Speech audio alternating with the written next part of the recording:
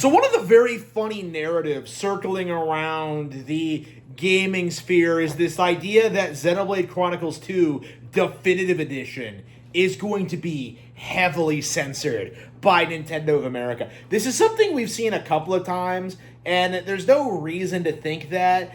There's no reason to suspect this is going to happen. Like, it's just some weird cope to try and, like, generate outrage towards Nintendo. You know, I remember when 2 came out, and the narrative was that, like, oh, Nintendo's cracking down on these sexualized designs. Oh, they're the most woke company ever. Oh. And then, like, you know, they put out Xenoblade Chronicles 2, and for, like, a good 5 years, that narrative was dead. Okay, and now it's, like, it's come back, because these guys have kind of, like, they're desperate to try and do this thing where they're like, oh yeah, but they're gonna make it worse. They're gonna re-release the game and they're gonna censor it. Like, it's so absurdly, patently ridiculous. Especially when you see situations like, say, God of War Trilogy Remastered. You know, how that's coming out. And how there isn't a peep from the community about the possibility of the sexual content getting censored. It's almost like the censorshipper thing is just a weapon to use against Nintendo specifically. Because you never see, like, say, people complaining about Senran Kagura or, like, you know, the PlayStation exclusivity of that franchise and, like, how Sony has been actively trying to, like, clean up their image and stuff like that. You don't see them going after, like, Dead or Alive, really. Like, again, there are so many games they could talk about when it comes to this kind of thing, but no, let's try and pretend that Nintendo, who funded Bayonetta 2, by the way, are somehow, like, censoring games targeted towards adults. It's positively ridiculous, and I do think that it is high time that we really start acknowledging just how ridiculous it is, right? And I think Xenoblade Chronicles X is a very good example as to why this narrative is never really going to get off the ground, right? Because we were told when this game first came out in 2015 that, like, oh yeah, they censored it, they butchered the story, they ruined it, they did this. Not a big deal at all, right? Nothing that was changed really amounted to much.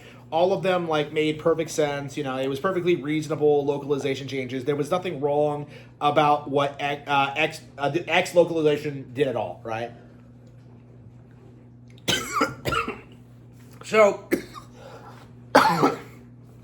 X goes on, becomes a huge success, becomes a cult classic on Wii U. 2 comes out, becomes the best-selling title in the franchise. 3 comes out, does reasonably well for itself. And now we're on X Definitive Edition, right? Where a lot of people are coming out making these claims that, like, well, Nintendo censored content. Like, they've done things into it, and it's just like, no, they didn't. It's the same as the original release on Wii U. Okay, there were no real changes. There was no drastic changes to the script, right? Like, the entire idea that they butchered the plot and the story and the characters is just patently, observably wrong. And that is something that I do think needs to be said going into this, is that, like, when you look at Xenoblade Chronicles X and you see how little they changed with Definitive Edition, why exactly would I expect Xenoblade Chronicles 2 Definitive Edition to be any different? Especially since, in theory, as opposed to a full-on remake like they did with, like, Xenoblade Chronicles 1, I would say if they were gonna release a Switch 2 version of Xenoblade Chronicles 2, they would just have an upgrade patch for, like, $5, like they did with X, that where all it does is just kind of, like, improve frame rates and resolutions, right? That's what I expect to happen at this point. The idea that they're going to sell you, like, a full price, like, re-release of this game that, like, puts Pyra in a burqa is just ridiculous. It's just not going to happen. So, like, I really have to, like, sit here and wonder, like, where all this concern trolling is coming from, because it does feel like the people who are saying this aren't actual Xenoblade fans. You know, it's very telling to me that the people who are, like, spurging out about this are the sort of people who don't seem to like Xenoblade or know anything about it and, like, are actively boycotting these games, in spite of insisting that 2 was a game that, like, became so popular because it pandered to them specifically. It's like, I find it very absurd how there was this narrative that like Xenoblade Chronicles 3 was censored because like it didn't have the girls in like sexy outfits all the time because of like the different tone change and stuff, like the different tone and all that. Like it's very, very apparent to me that anybody who's spurging out about this like has no idea what they're talking about. Like none. And like if it was true, if there was any like real backlash to this, like what is it resulting in? You know what I mean? Like what exactly are you trying to say here? Like who are you trying to fool? Is kind of my stance on this.